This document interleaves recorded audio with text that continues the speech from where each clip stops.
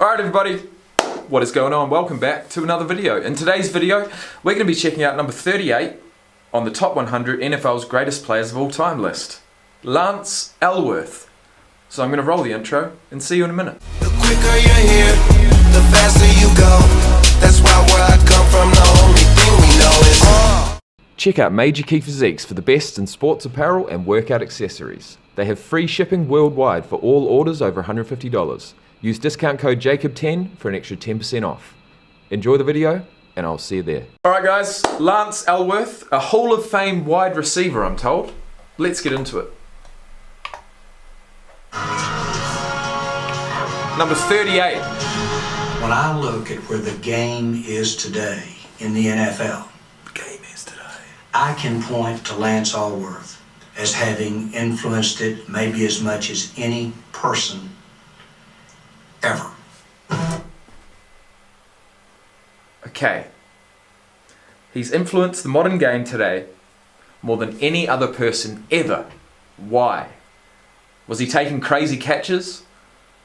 Was he mossing people before Randy Moss was around? What happened? Let's find out. The reason being is the AFL was more wide open than the NFL. And Lance Alworth was the face of that. San Diego Chargers are fortunate to have Lance Alworth in their stable, pro football's finest receiver.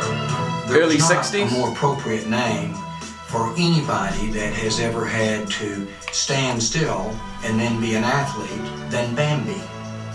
Every time his foot touched the ground, it was on his toes and he would bounce like a young fawn. That head was as steady as it could be, but his feet were bouncing and had the grace and the fluidness of a deer. Charlie Flowers called me that. He said you got sharp brown hair and big brown eyes and you run like a deer. I'm going to call you Bambi. Jerry Jones played on the University of Arkansas freshman team in 1961, often practicing on the same field with the star of the Razorbacks varsity, Lance Alworth. It was like being on the field with Red Grange, or it was like being on the field with Bronco Nagurski. And it actually inspired me. The reason is, very early on, I had the opportunity to buy the San Diego Chargers. And I don't mind telling you, a whole part of the reason that I just couldn't sleep thinking about a chance to be involved with the Chargers had everything to do with the fact Lance Alworth was playing on that team. Man, what a draw card. To draw an owner to spend millions and millions and millions, hundreds of millions of dollars on a team for this one player.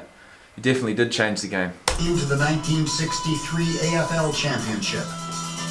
He was the key element in one of pro football history's most explosive offenses. It's a genius of Sid Gilman that we all recognize in pro football.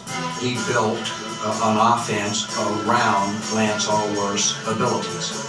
Take a drive corner, Lance, or coming in from a good wide position and starting right down that middle and then breaking it off. Right down that middle.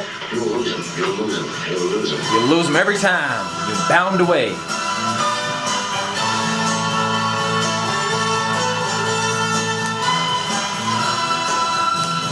Straight through the middle.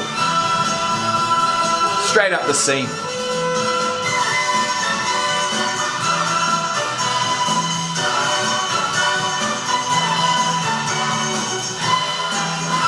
Alworth's artistry resulted in 7 seasons with over 1,000 yards receiving.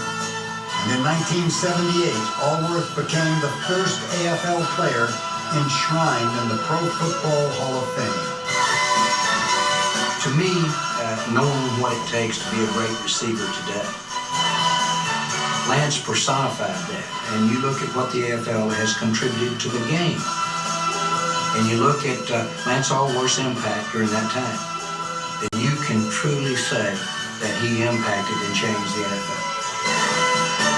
Interesting. I will say one thing, just before I do go. That was my first look at a San Diego Chargers person. I've got one of my awesome subscribers sent me this t-shirt from the Chargers, but it's actually for my sister. It's a girl's top.